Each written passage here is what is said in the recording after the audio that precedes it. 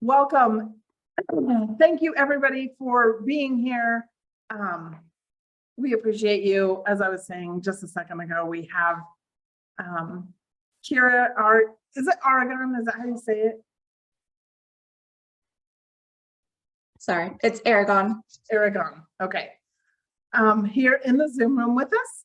She is actually, this is so funny, when I put membership out there right after becoming president, she was one of the very first who hit the button and became one of our members even before we had the launch event in Tucson. So I just, I'm super blessed to know her, and all of the things she's doing are really amazing. So welcome to our weekly Power Hour.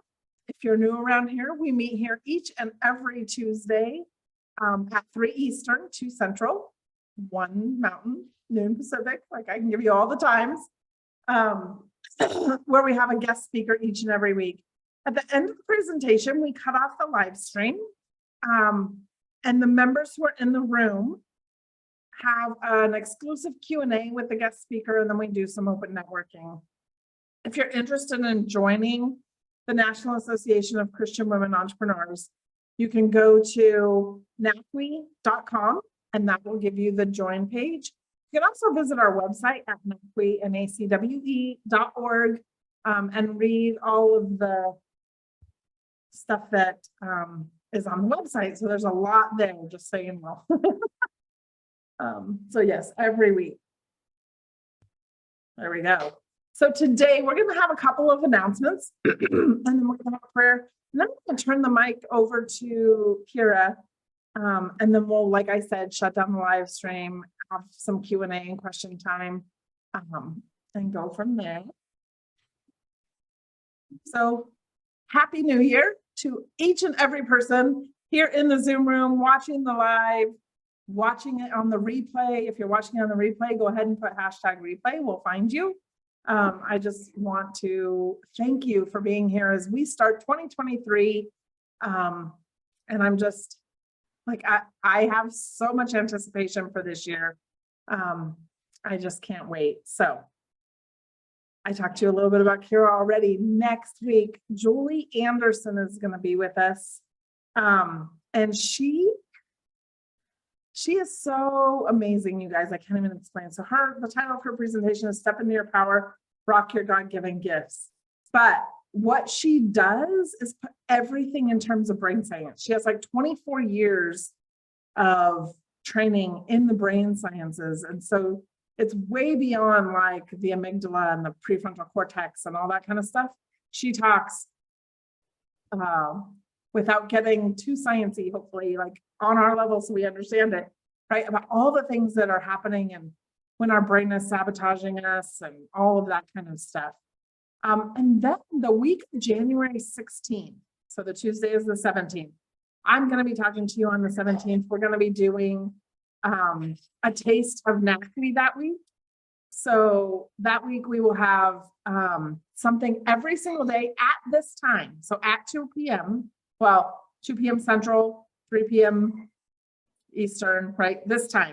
At this time, every single day that week. So it's basically like a NACWE membership for a month in a week.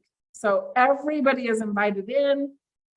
We would love to have you. We're going to have all of the things we do, our Wisdom Well, which is our mini mastermind experience. Anyway, it'll just be fun the whole week. So we would love to have you there. The following week, we have Dr. Teresa Pantanilla, and she's talking about broken roads. And Dr. Teresa, I met in Florida when I went to the Central Christian Chamber of Commerce. And she is brilliant. You will love her. She's super sweet. And then, like I said a minute ago, January 31st is the perfect day to talk about tax law and making sure we are all set and ready. As entrepreneurs and business owners, we want to make sure that we are doing what we need to do to stay above board, right? For sure. This Thursday is the Dallas in-person event. It's super exciting and energizing to get around these lovely chapter directors and all of our Dallas sisters.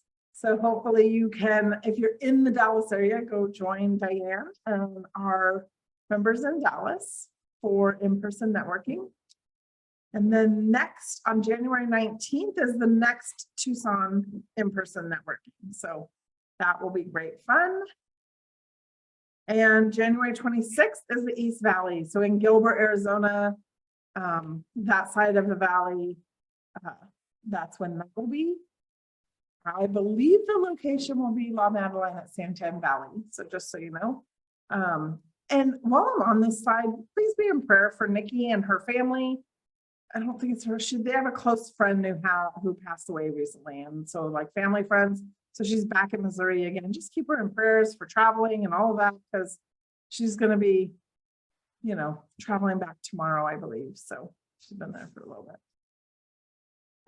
Second Thursdays and third Fridays. This is our Wisdom Well experience.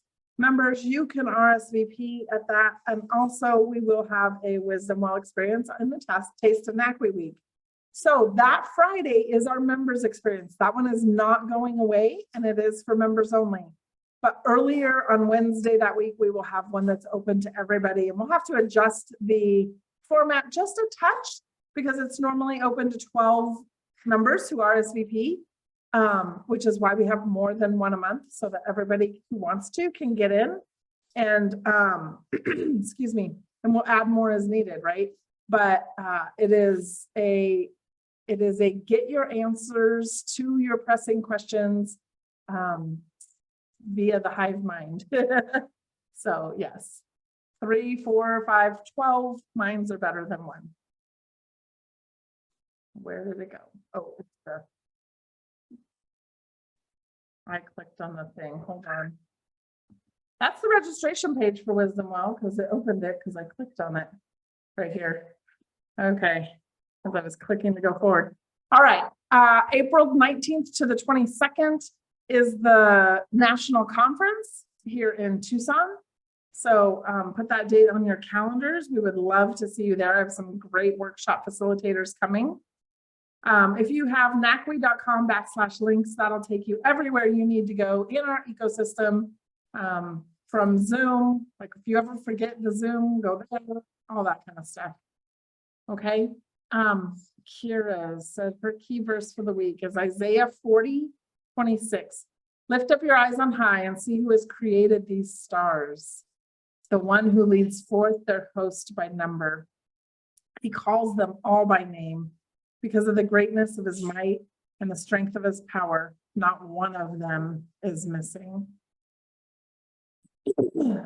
She has her quote of the week, Sally Ride. Our future lies with today's kids and tomorrow's space exploration. That is an amazing, like, perfect quote for you, Karen. So Father God, thank you. Thank you for each and every person in the room. Thank you for each and every person watching now and on the replay. God, I ask that you bless this year like never before. I ask that you lead us as we follow. I ask that you guide our steps. We just want to be obedient to you, God. We just want to do the things you have called us to do the things you have asked us to do, and glorify you in doing it. So sometimes we get ahead of ourselves, Father, and I ask that when that happens, just grab a hold and say, no, not yet. And we'll be patient and wait. So we love you. We praise you. I ask that you bless Kira today and throughout all of 2023. I ask that you bless Reach for the Stars and the great work that they are doing. And I can't wait to hear more. So we love you. We praise you in Jesus' name. Amen. So Kira, I am handing it over to you. Oh, there we go. All right. So hello, thank you all for coming. I think we're going to play a video and I'm just going to do some voiceover. So there was a young girl. She was only 5 years old. She would sit out on the roof with her brothers every night and wish upon shooting stars. That girl lived in poverty, a home where drugs were a normality, and one day at the young age of 6, her innocence was taken. At the age of 12, she became at risk doing drugs herself, and by age 13, she was pregnant. At age 17, she was pregnant again and married to an abusive husband, and then decided to join the military to better her life, which it did help for some time. She became a single mom and did very well due to her mentors, but life didn't stop, and she had a traumatic brain injury at the age of 23 with no family support, which resulted in financial hardship.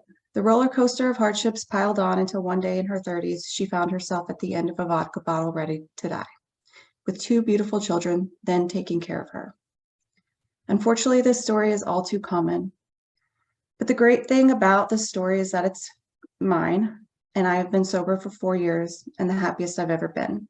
But what was it that helped me when nothing else would? Well, quite frankly, it was my wonderful faith and love for Jesus Christ. At every turn and at every hardship, he was there. Whether it was a person at a gas station or a teacher or a mentor, whether it was the person who adopted my first child at the age of 12, he was always there to love me and to show me the stars. I was able to reach for them and I was able to grasp them. And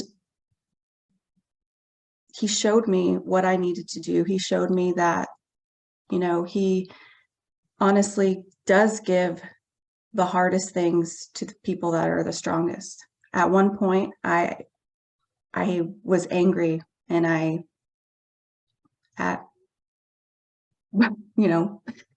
sorry, I've honestly never told anybody this, but I hated him. I was mad, but it was in that moment that he showed me what my purpose was. And my purpose was to give back and to use all of the hardships that I had been through to honestly help all of the people who had struggled with the same things that I had struggled with.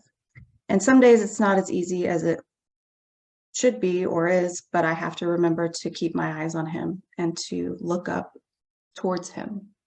And that is when we created Reach for the Stars. So I was supposed to do this on Giving Tuesday, which is when I gave her the slides, so you can ignore that. But so we are Reach for the Stars. And when my husband and I decided to start Reach for the Stars was after we both got out of rehab. And that's where we met. And it sounds silly, but actually it was the best place to meet because we met at our lowest points and there was only one way to go up. And we were able to really just come out of there as completely different people. Heather spoke about, I think you said Julie that's coming in. Okay, so Julie talks about your brain and what it is that really can mess up the way you think and things that your amygdala and more than that, things that can really cause you to go in directions that you're not meant to go in. And that's really what Carlos and I, my husband, learned in rehab. We learned why we had the issues that we had and why we chose to, for me, drink, or why we chose to be angry when we should have just learned how to cope with the issues that we had, or why we yelled at our children, or why, lots of things. And so when we came out of rehab, we were different, completely different. We weren't angry. We weren't, we had boundaries for people that we didn't have boundaries for before. We didn't have a desire to hurt ourselves anymore. And, but we wanted to do something more, but we just didn't know what it was. And so really, why did we start Reach for the Stars? I don't tell people this a lot because we're not a faith-based organization. And the only reason we're not is because of grants. But if we could be a faith-based organization, we would be. But really, it comes down to prayer. We sat down and we prayed about what we should do. And the answer was reach for the stars? The answer was to help the community in whatever way that God led us to do that. And every single day, I wake up and I pray for God to send us the people that we should help. I pray that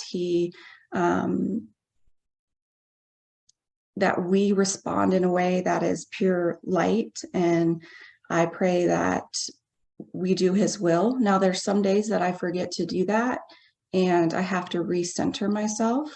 But quite honestly, that is what our goal is. That is what we want to do. And our mission has changed because the needs have changed. We went from a pure food bank and giving out telescopes to now helping kids with their mental health. And that's all what God has shown us what we've needed to do. So Reach for the Stars uses astronomy. Our mission is to uniquely improve mental health for children, but also the community through astronomy, STEM, and volunteerism to influence the history of generations to come. So in other words, our goal, because of my history and Carlos's history, of that one ripple effect of what people can have on you, like somebody at a gas station, somebody somewhere else, it has a change. It can change you forever. So if we can do that in a more impactful way and change a child before they go off into their adulthood, it could change them, and then that could change their children and their children and their children forever. So our goal is to change children by looking up at the stars, by looking out into space, and by having a spiritual connection. And it might not be us telling them to believe in God, but if we present ourselves as Christians, we never know the impact that could have. So kids are dealing with stress. We are at a higher rate than the national average. We've had 3 suicides here in Vail just in the last few years. Kids are struggling. So astronomy is something that we want to use. We also give kids and families food, because food is also something that they need to have to have a good mental health. And we use a lot of other things. So you can go to the next slide. Why do we use astronomy? Well, again, because we've prayed about it, but also because it creates creative confidence, mindfulness skills, inspires hope, problem solving. There's so much stuff, and it's proven to do that. There's many reasons why we do it, but it gets them outside. It makes them look up at the stars. They ask questions. It's a wonderful thing to see them go, wow, oh my gosh, look at that. Look at what's up there. And then they start to really question things, and it's just beautiful. It also just gets them involved in our organization, and we allow kids to volunteer, which is something a lot of places don't do. So it allows them to give back, which is something that kids really need to learn. And so when they go off and into the adult world, better adults. So that's our end goal, is to change them and help them to be better. All right, next. These are just our support levels. It just kind of shows you what something would help. As simple as, honestly, $5 would buy somebody some food, and it goes all the way up. It's the impact is what it does. And we are 100% volunteer. My husband and I are retired military. We do this because God has given us the ability to do it. We're both disabled military, and we don't get an income. We do this because we love it, and God has given us this opportunity, and it's amazing. But we do it from our home, and we still have to to figure out how to support the mission. And the only way we can do that is by the community's help. And so, that's where that comes in. Next.